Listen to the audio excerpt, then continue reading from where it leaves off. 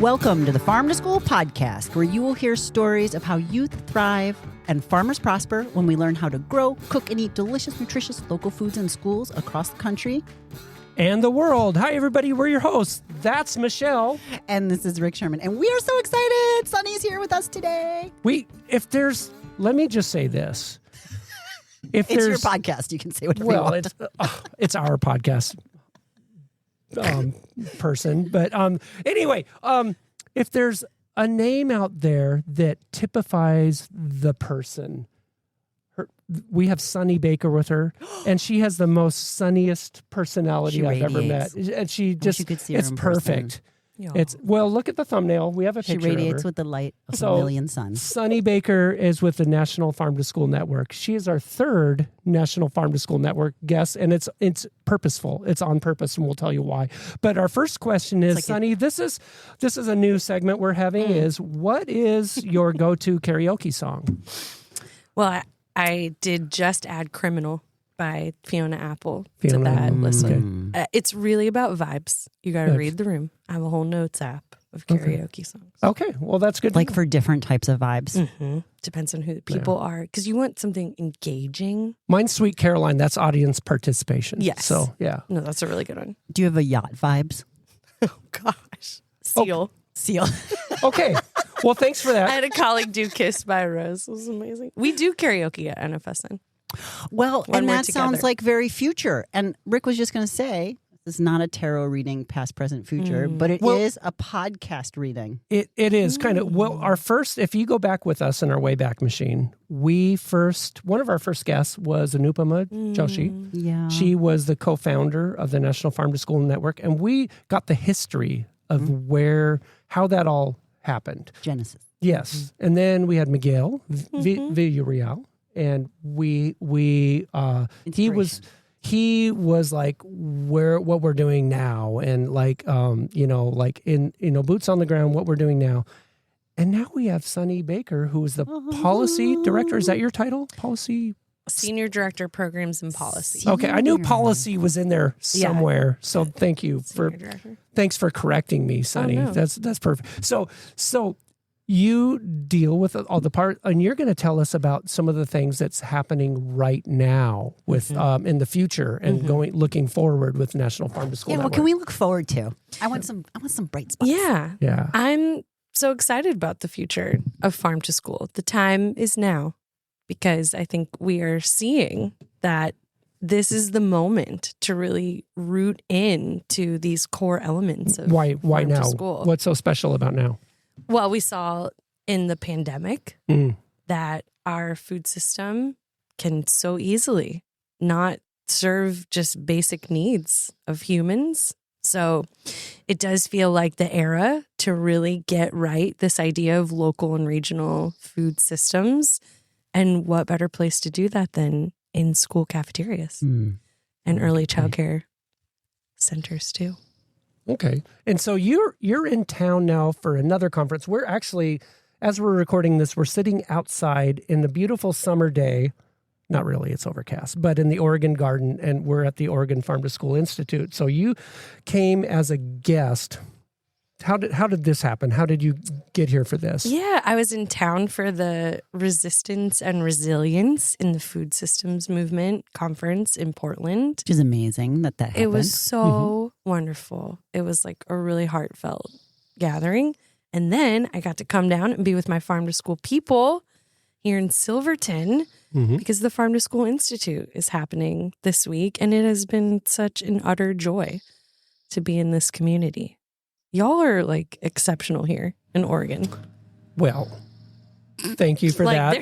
There's a lot of amazingness happening. Go on, no. I mean stop. Well, we sometimes think we're pretty special too, but we try to make this. It's not an Oregon. We live in Oregon, and we don't make apologies for that. Yeah. And it is great because we can tap into so much stuff. But there's so much going on all over the country, which is why it's nice to have a national person here. You could tell us about. And you live in Arkansas, that's correct? I do. I live in Little Rock. Oh my gosh. Yeah. So what is happening on the national scene? What do we need to know about? And at the time of this recording, it is June 2025. Yeah. We are both simultaneously getting to celebrate some big wins in the farm to school movement. So we did see universal school meals nationally in the pandemic. That did happen. What does that mean? Universal free meals? We saw every child with the opportunity to eat for free in school every day. Or actually, it was like delivered to you from the bus stop when we had to be sheltered at home. Right. So we saw how that worked.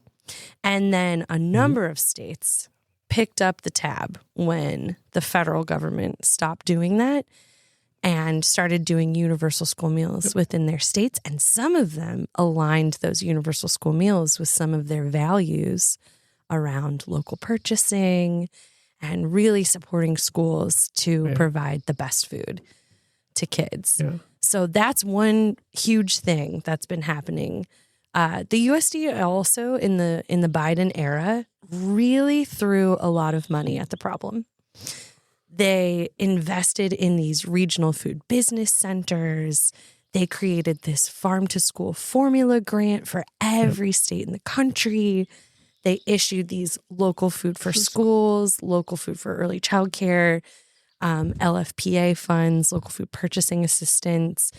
We really saw what was one of the biggest problems, which was financial resource, be just really supported by our tax dollars at the federal government. So the moment we're in now is that we saw that. We navigated some of the challenges with getting what I called a fire hose of money all at one time. And we figured out a lot of the kinks. And now we've entered an era where some of these things are being rolled back. And it's a little scary because it's hard when you've had such a beautiful thing and it gets taken away. But we are, uncovering a lot in this moment too and figuring out a path forward. I'm really hoping that we get something that looks like local food for schools passed in legislation so that it's not temporary, that it's a permanent funding source for states. Yeah, we're really fortunate in Oregon as we have our own state grant program, but other states do not. Well, and even with our state-funded programs in Oregon and lots of other states, the local food for schools really helped fill a huge gap. Our state is like 4 cents per meal. It's like really not that much in the grand scheme of things. And it's interesting to hear you say that from a national level, because on a state level, institutionalizing anything takes time. Like democracy is inherently frustrating and slow. That means it's working, in my opinion. And so, getting a fire hose of funding on a state level, we had to figure out a lot of things of like, well, how do we work together? And there's just like a lot of nuts and bolts related to paperwork and logistics that, go unseen, and so, yes, we got many of those things in place with the Department of Education and Agriculture and working with the Oregon Farm School Network. And then you're right. And then the program evaporates and you're like, oh, okay. Yeah. We just figured all that out. And now what? I know. Have I told you about my whole section of gray hair that I call my USDA Farm to School Grant section? It's like a little stripe right here. Those grants, while so bountiful and the minimum was $5 million every year, but every year Congress was giving more and more. It's up to like $15-20 million in farm to school grants. So bountiful. It's how it launched my whole career in farm to school. Those grants are so hard to access. They're so hard. So they're very competitive. They're competitive. You have to know your DUNS number and get into a program called FIPPers. And, if you're talking about these little communities that really need that bump of financial support, that's the place where I'd love to see some efficiency happen and some ease. It's so helpful to have a grant writer for some of the big school districts that know all that stuff and can navigate that minefield. But the smaller districts, it's very tough. It can be. Yeah. Let me ask you, this is a little bit radical approach.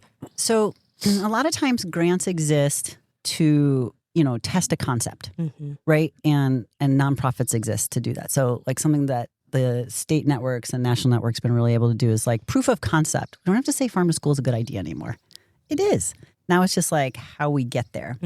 And one of the reasons, back when I was at EcoTrust back in the day, pitched going into early childcare and really focusing more on the food service directors is because the changes you make in there they're more sustainable. Oh, yeah. Because people stay in those jobs a long time. Mm-hmm. So that was a very long prelude to say, well, we've had more than a decade of the grants and funding. Have we primed the pump enough in farm to school or in somewhat that like some changes are sustainable? Like even, or if we lost the state farm to school money, would some of these things still happen? Mm-hmm. Like, do we have to keep going back and asking for more money? Yeah. Well, you and I had a great conversation about this not that long ago, because in reality, these schools have practically no money to spend on food, let alone the incredibly valuable labor force. I mean, school food cafeteria staff, I call them lunch ladies. Some people do not like that term, but I identify as one. So my future husband would disagree.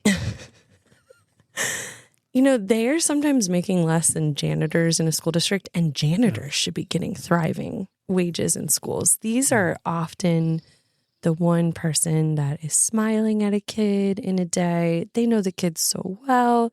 They are feeding our children, nourishing our children, and keeping them alive, and they're making poverty level. They're not in it for the money. No, they're there because they're making a difference. Yeah. But in reality, we can do grants and grants and grants. What we need is higher reimbursement. We need these to be meals that align with our values. And I heard this week someone say, like, poverty and hunger is a policy choice. I love that framing, because I think the type of school food that's pretty typical and bare minimum is a policy choice. I mean, there are excellent food service folks in this. I mean, we are surrounded by the best of the best here in Oregon this week. And it's really hard to do that. It's really hard to go outside the norm of your standard produce contracts and make those relationships that are needed to get local food on trays. So as a director of policy, it's your job to fix all that then? Yeah, I will be fixing all of that. Thank you. No, I have an incredible Caroline. director of policy, Karen Spengler, who is absolutely brilliant. And she has a team who are brilliant, and they are watching the Senate hearings. Yeah. And they Riveting. are paying so close attention to what's happening. And that is one of our roles in this movement, is to say, here are the people that we elected who work for us in the halls of Congress, and here's what they're talking about, and they need to hear from you.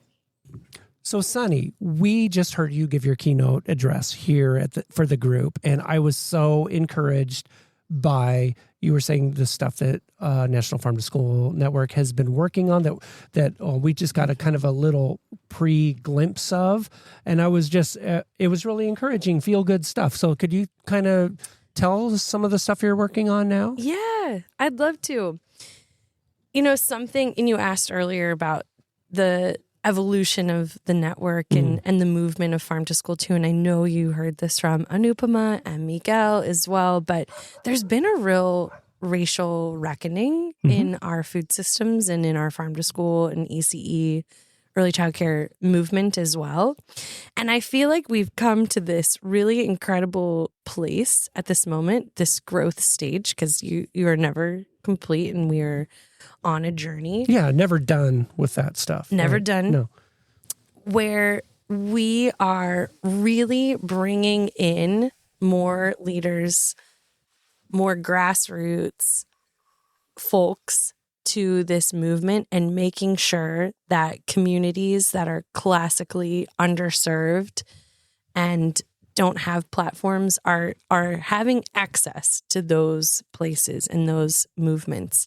So we've had a really incredible program called the Racial Equity Learning Lab, which is a community where people are learning and growing together and developing resources and gathering resources.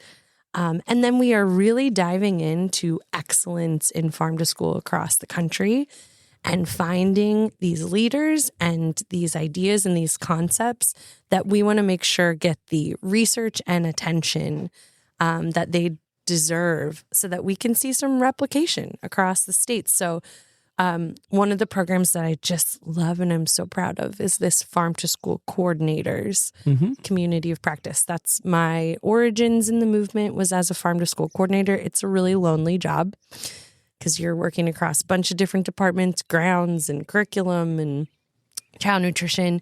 So we created this place where they get to get together and talk about funding sources and talking to school boards and then learn together through this incredible leadership institute that we have co-facilitated with Shelburne Farms and Vermont Feed.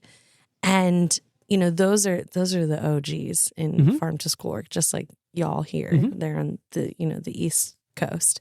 But to get to like sink into this, like both young people coming up in this movement and new people, and then folks that have been doing it for so long who have all these best practices, it has been this beautiful cross-generational situation where we are learning and replicating and sparking new ideas together. And I'm really excited for the future of farm to school coordinators in districts. Yeah. And I mean, the issue with that, it seems like the farm to school coordinator historically used to be unpaid, volunteer. And I know in Oregon, we're seeing more and more people that are getting some of their time paid for, either through the classroom or whatever.